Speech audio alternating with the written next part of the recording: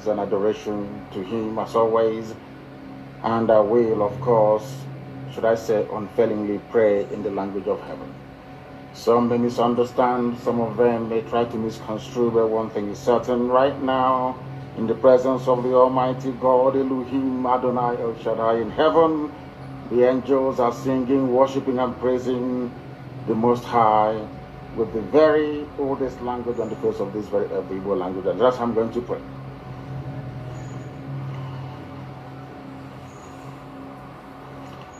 Ezi onye nwe anyị na Chineke nna nke pụrụ m ihe niile, Chukwu okike abịa ma bụ onye anyị na-efe na-agọzi aha nsọ ya, onye ọ bụla ya na-achị, onye mmụọ na mmadụ na-erubere isi, onye ọ bụla ya bụ ọka aka ụbọchị onye ka anyị na-etu eze ebube dị ngọzi, mmalite na ọgwụgwụ, ndị Igbo wee tụọ gị ebighị ebi, onye nwe m, ụmụ gị wee gbakọọ n'ụwa niile iwe na ozi ọma nke gị onwe gị n'ezi ha site n'ọnụ mmadụ dị ndụ na nke ebere dị ngọzi.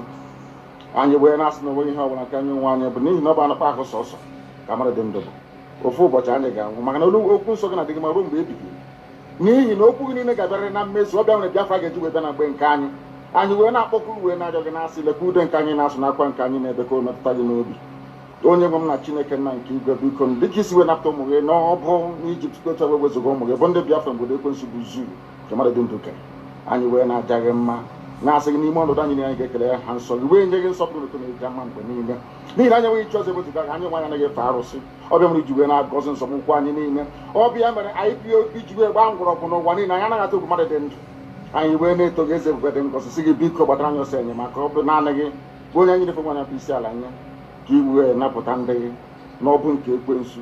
Anyị wee na-enye gị ofe na nsọpụrụ na ija mma, na-asị lekwa ka ndị iro anyị niile ka kasịsi wee baa ha ọnụ, ha wee daa hapụrụ ikonye ọzọ obodo ekwensu bụ zu ala ọgba n'ihi eze ebube dị ngọzi. Anya ọnwa anyị bụ ụmụ gị wee na-akpọkọ ha nsọ gị, na-asị na enweghị iche ọzọ ewezuga gị, anyị wee na-aja gị mma wee na-eto gị, na-asị onye kere ihe niile kere eke mana nwere onye kere na n'otuto niile na nsọpụrụ niile na ịja mma niile site n'ebighị ebi maka onye bi ka a na-agọ gị ise ise ise.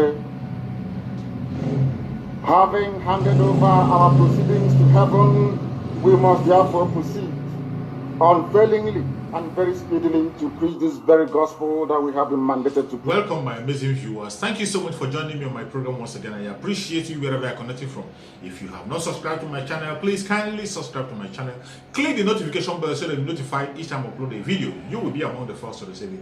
Thank you so much, and remember, in this channel, we speak about the plight of the people of the contraption called Nigeria. Every indigenous tribe in that very contraption called Nigeria, we speak about their issue. There is a lot of problem in the contraption called Nigeria. A lot of issues, a lot of things are going on, and a lot of lies are flying right, left, and center. We cannot be silent, and we will not allow those lies to progress. There are several lies that are being told against Mohammadu Buhari, Kanu, against the Biafrans, and against the freedom fighters in that contraption called Nigeria. And we cannot condone that. We cannot be silent. That is why we speak up at all times on our platform. You can equally do the same with your own platform, no matter how small, no matter how big. This is how we keep the fire burning. Don't allow the conventional media to change the narrative. This is what they are doing. The government have been able to capture the conventional media in Nigeria, and they cannot speak truth. Even when they force themselves to do so, they are being punished. They are so scared that they cannot be able to continue to broadcast the truth to us. That is why we took to social media to continue to express ourselves and bring to the front burner the real issue on how things are happening. When they report some issues, they report it in a way that is not true. It will look like true, but it is not true. When they are talking about the kidnapper of Fulani Mazi Nnamdi Kanu, they call it arrest. That is not arrest. Arrest is different from kidnap. Arrest is legal. You can arrest somebody, that is legal. You arrest them. But when you go to the kidnapping without any consent of the person, without the person committing any crime, it is a different ballgame altogether. Our supreme leader, Mazi Nnamdi Kanu, was not arrested in Kenya. He was kidnapped. Even Kenya, we are denying that they knew his whereabouts. They were denying to an extent. They denied. Not until when every evidence were being brought forward. That is a total kidnap. He was kidnapped from Kenya. And he has not committed any crime in Kenya. Not a single crime. He didn't commit any crime in Kenya. He did not travel to Kenya with Nigerian passport. He went to Kenya with British passport because he is a British citizen. He has denounced Nigeria citizenship for a long time. Since after he left, since the country, the military went to his house, wanted to kill him, and he escaped. That was the last time he laid his hand on Nigerian passport. He has denounced them. What he is using to travel all over the world is British passport. And it was with that same British passport that he was kidnapped in Kenya. After he was kidnapped in Kenya, then he was sent to Nigeria through extraordinary rendition. It wasn't extradition, as the CNN was trying to let us know. CNN was deceiving the world, giving wrong information, telling the world that Mohammadu Buhari was extradited to Nigeria. He was never extradited to Nigeria. He was sent to Nigeria through extraordinary rendition, which is against war. It's a war crime. It's a war crime. You can't do that. You can't do that. If you want to extradite somebody, you have to pass through the normal process. He has to go to court. His lawyers will argue the case. If he loses the case before, you can now send him to a country you want to send him to. But in the case of Mazi Nnamdi Kanu, such opportunity was not given. They even denied. Nobody knew until we saw him appear in Nigeria. They kidnapped him in connivance with Kenya and Nigeria and sent them down to Nigeria. And since then, we have been fighting hard to see that he's been released unconditionally because he has committed no crime. He has not committed any crime, not against Nigeria and not against Kenya. He was speaking up for his own region in that very country called Nigeria. He is a Biafran with a Biafran birth certificate, and he has every right to defend Biafra. He was calling for referendum to allow people in Biafra land to decide their fate, to vote on what they want and how they want to be ruled. That is the only crime Mazi Nnamdi committed. The government of the Janjaweed themselves called for self-defense. Their Minister of Defense in Nigeria came out and said people should defend themselves and stop waiting for the military. It is in video. He said people should stop waiting for the military and defend themselves. Maybe you people have forgotten. I will play the video for you to remind you.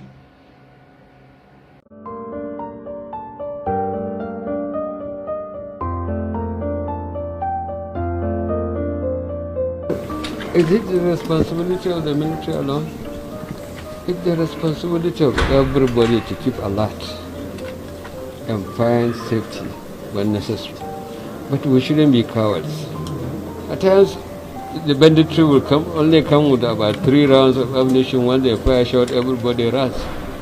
In our younger days, we stand to fight any aggression coming to us.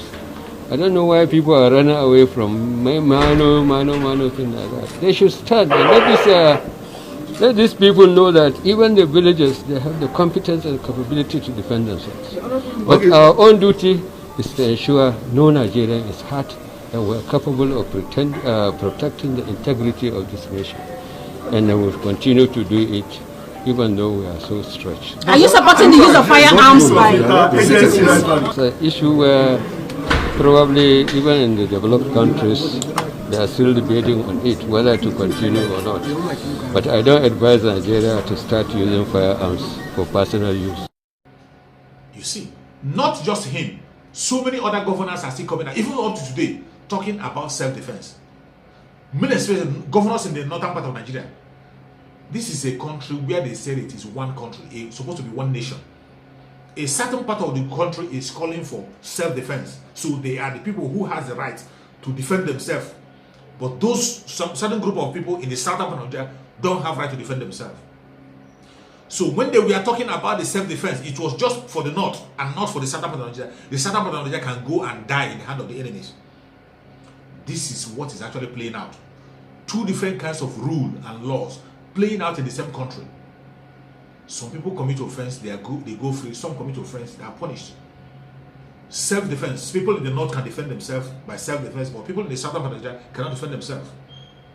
That is why we say we cannot be part of this very devilish organization called Nigeria. We cannot be part of it. We can't be part of it. The reason why they are holding Fulani Mazi today, because he tried to defend his own people. He tried to speak up for his own people. That same self-defense that we are calling for in the northern part of Nigeria, the same self-defense that their Minister for Defense came out to call, Mazi Nnamdi Kanu upheld that very call for the southern part of Nigeria. That is why he's being demonized. They call him different kinds of names. Call him all manner of names. And this is a place you want us to belong. We cannot be part of it. It doesn't matter. We know the Fulanis. It is the greatest job that Fulani Mazi Nnamdi Kanu have done is to make sure that the indigenous tribe in Nigeria know the real enemy. Formerly, they were looking at the wrong place. Formerly, the indigenous tribe in Nigeria were looking at the wrong place. They were looking at the IPOB Biafrans. Every time they look at the Biafrans, everything that happened, they look at the Biafrans. When a little thing happened, they look at the Biafrans. But today, we have known the real enemy. Each day, each now and again, and the only thing they discuss about in that very contemporary corner is since the imposter took over. Since the imposter took over, the only thing they're discussing about is cow. Not even about human being. How to make cows comfortable in a country where human beings cannot even feed. They are discussing cow every day. What do you think is their aim?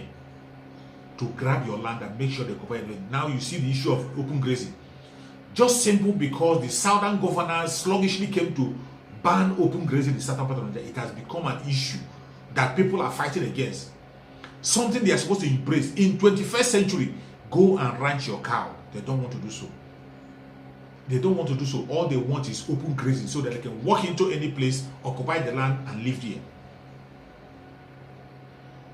Cow rearing is supposed to be a private business, not a government business. No, I'm not even sure they are paying any tax to the government. And yet, the whole nation is being disturbed about the issue of a private business called cow business. How many times have you come together to talk of establishing, creating a shop where people will be doing their business and they will not pay rent? How many times have you decided to establish a market where people will go and do their business? How many times have you made a bill to share money for people to go and begin to do business? How many times? But in the case of the Fulanis, one set of lazy people who do not have anything to offer. They have not anything to contribute to the development of that very contraption called Nigeria. They have nothing to contribute to the development of the country. They have nothing to contribute financially or any way. They don't have anything to contribute at all. Even in their so-called one Nigeria they preach, the one Nigeria in their own heart is making Fulanis the owners of the land. That is their own kind of one Nigeria. Islamizing Nigeria, making everybody be of their own religion, their own kind of religion, their kind of mentality. That is their own kind of one Nigeria. Is that the place you want us to belong? We can never be part of it. They come with all manner of game, all manner of tricks, but they are always busted. Very cunning set of people, the Fulanis. Thank God that Mazi Nnamdi Kanu have busted their ass. They cannot hide any longer. Mazi Nnamdi Kanu have busted all their tricks. That is why they can't hold out anything anymore. Mazi Nnamdi Kanu have delayed their Islamization and Africanization of that very contraction. Make sure that it doesn't work. That is why they are mad. And thank God for Mazi Nnamdi Kanu. Thank Chukwu Abiyama, who has given us Mazi Nnamdi Kanu.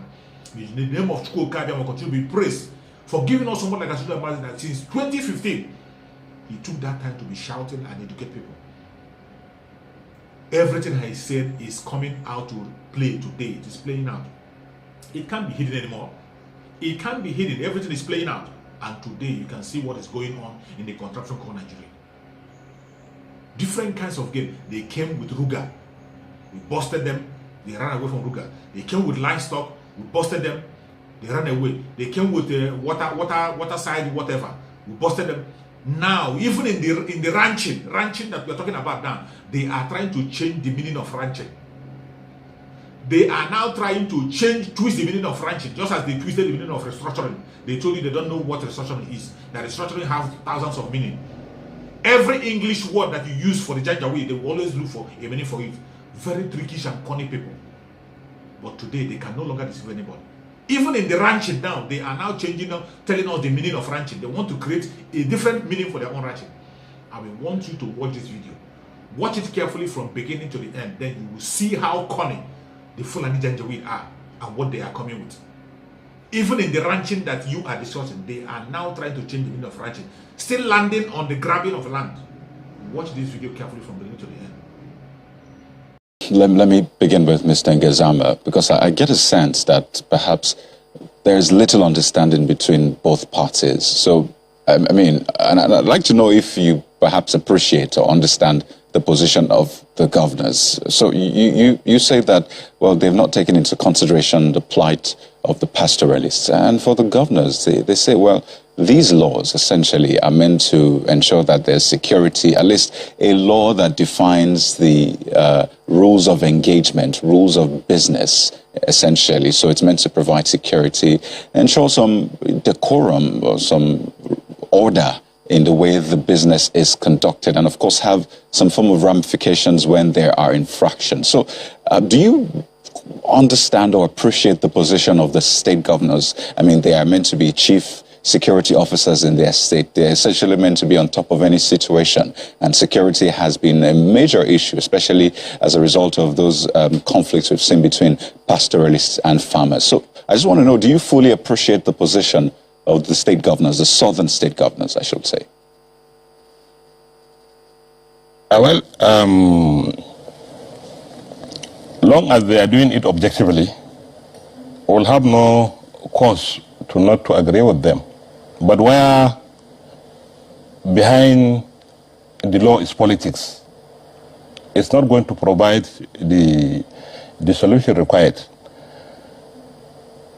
The governors have met, they have voiced out their intentions, and some have even started doing it. If you can follow me some days back, when they started this thing, I called on the northern governors to open discussion with their southern counterparts, so that together, because all the pastoralists are supposed to be northerners, coming from the north to the southern part of the country. So if the southern governors are uniting on behalf of their people, why can't the northern governors also come together and discuss with their southern counterparts? Say, hey, these guys, this thing that we have started, this is the way we are going to do it, because you also have your indigents living in the northern part of the country doing their legitimate business. Cow is not like a merchandise that you can put in a store and lock. Cow is an animal. It's an animal. It needs water and food to survive on a daily basis. So cow is not something that you can lock up and say, it's all right for my merchandise, I will sell it at the time I like. Cow requires attention and feeding. Leaders have responsibilities on animals too, the way they have responsibilities on human beings as well. So this will say the northern governors can, why didn't they come together with their southern counterparts? After all, they have a forum that is being chaired by the governor of Ekiti State. He is the chairman, Nigerian Governors Forum.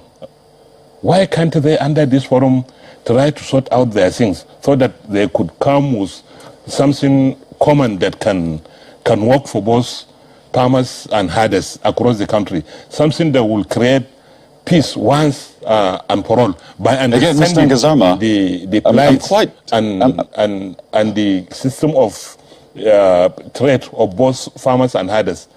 I say this, the dynamics of Nigerian pastoralists are not well understood by the Mr. Gazama, I'll still stay with this point of understanding between both parties. So I get a sense that you think that this law is meant to lock up the cattle, because you say cattle cannot be locked up. I'm sure you've looked through those laws. Is there any part that says cattle is meant to be locked up in those laws? Help me out here, Mr. Ngazama. Please go ahead with your response. Do you want? Let's go ahead. Tell now. Me. I can hear you now.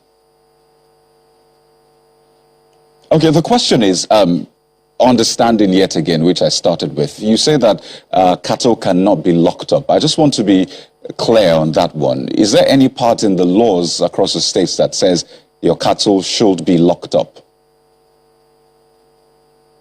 If you come up with a law that bans open grazing, how do you expect the pastoralists to move away with their source of livelihood? How do you expect them to survive in those states? What have you in place for them, at least before the full implementation of this law? They should be confined in a particular area for grazing, at least, for them to understand fully the dynamics of the law before they could venture into it. Whoever refuses to venture into it, a law is there. Penalty. Okay. So you're saying that the laws, pardon me, so you're saying the law does not say lock your cattle up. Guidelines forgive me, if I could just come in here. So you're saying that the laws don't say lock the cattle up, but you agree that the laws say at least do some form of ranching, at least put them in a space. So are you against ranching? What type of ranching? Ranching is, I mean, I think the definition ranching is quite has so clear. many models. What type of ranching? Okay, so what model I told you are earlier, you for?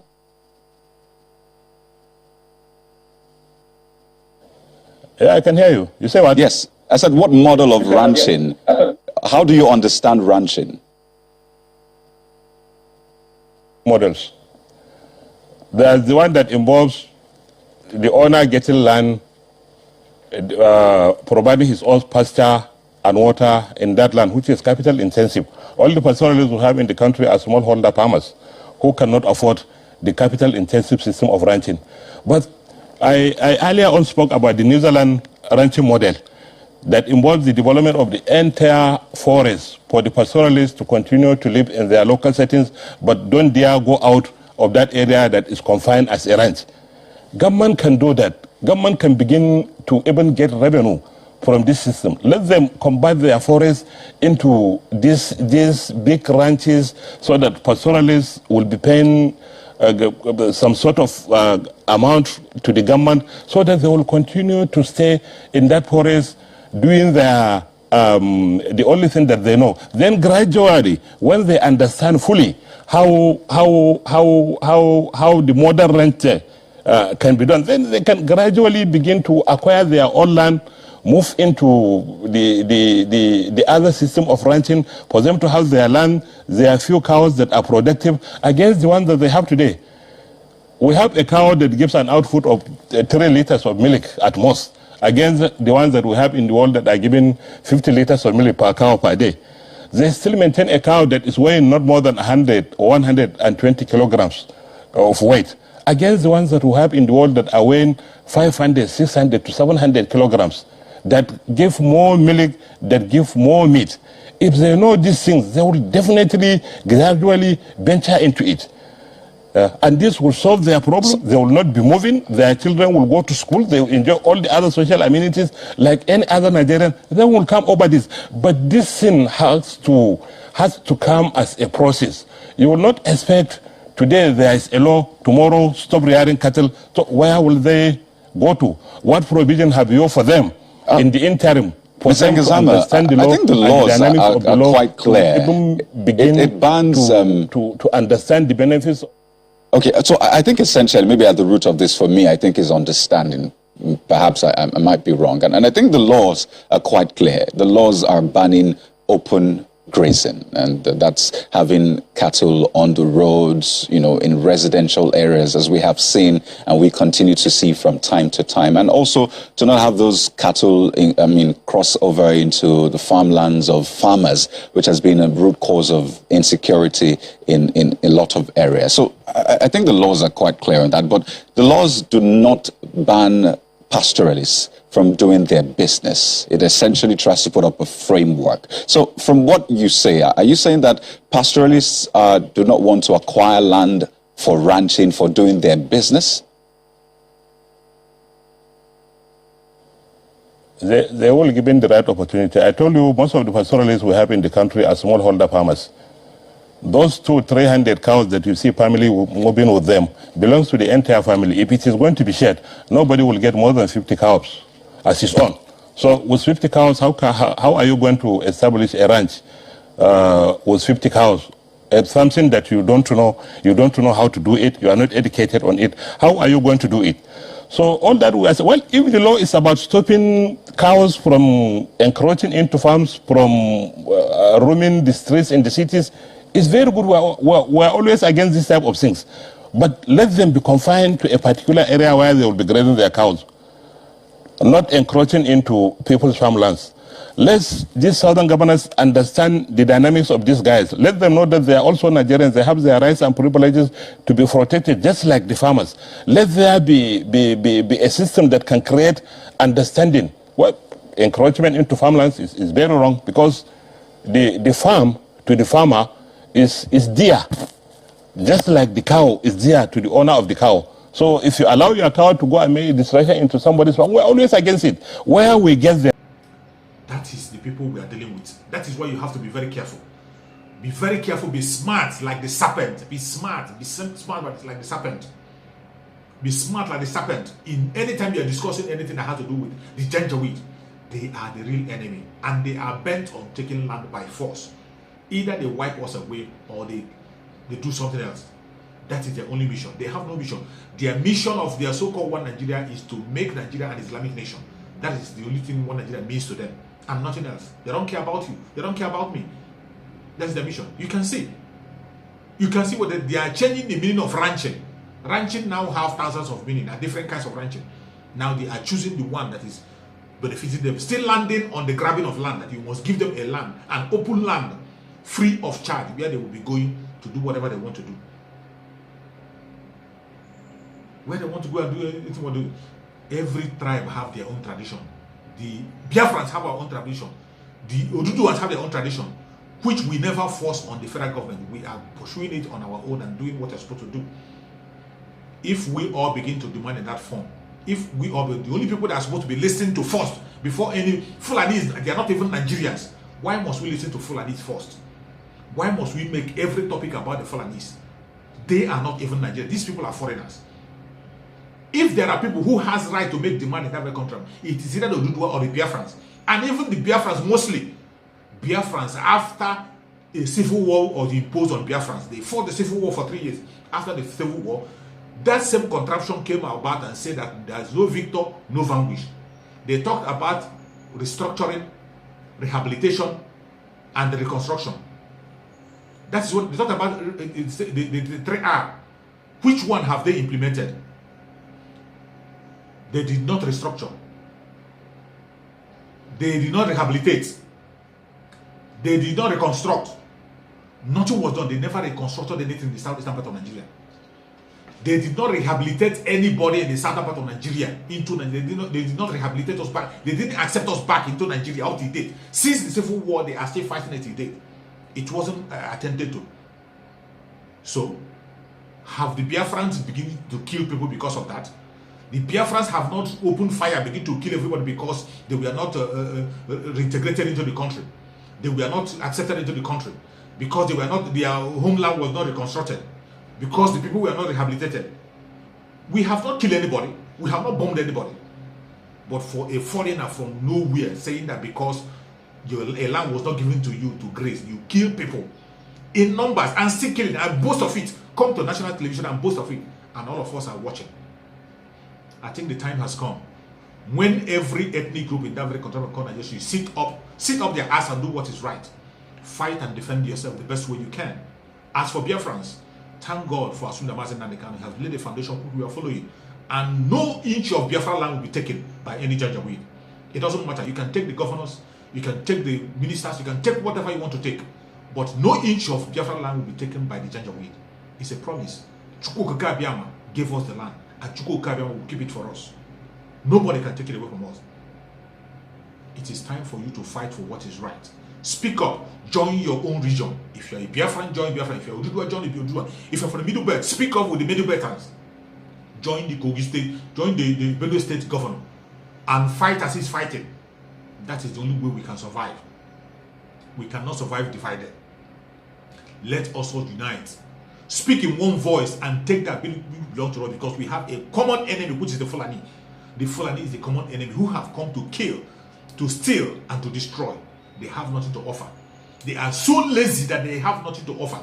Even the business they claim, the cow rearing, they can't even fund it. That is how lazy they are. They want the government to fund it for them. Very lazy. Their laziness is even expressed in their so-called president.